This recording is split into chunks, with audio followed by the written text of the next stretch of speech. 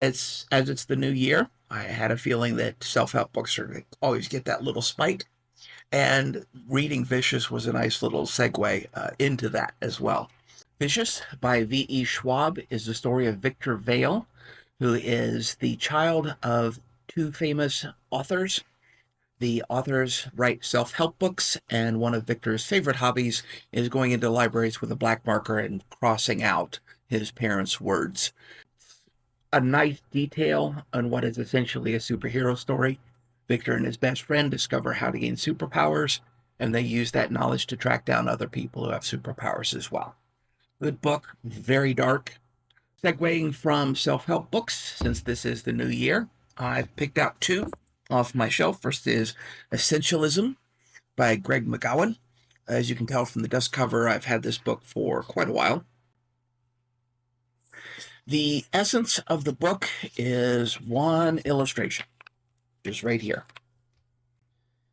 Essentially, the lines on both of these circles are the same length. One person does a whole lot of different things, one person does one single thing, and gets a lot more done. As with any self help book, you always want to take it with a grain of salt. In this particular case, it refers to people who are essentialists, who do just one thing well, and then people who are non essentialists who don't get a lot accomplished. And it offers a very black and white distinction between the two. Now, since you already know what the book is about, the rest of the book is actually how to accomplish that. How do you approach a boss, who wants you to do one more thing, and when you already are doing something else that's important. So a good book to read as long as you take it with the grain of salt that I recommend for any self-help book. On the opposite end of the spectrum, we have a book called Refuse to Choose by Barbara Sher. I've actually given away my copy of that book. I have another book of hers as well. It's only too late if you don't start now. But I'm going to refer to the book that I don't have because it's actually the exact opposite of the Greg McGowan book. In this case, Barbara Sher talked to some people who say they don't get enough done. And she asked them, what if you actually were able to do only one thing with all of your time? And realized that a lot of people react to that with horror.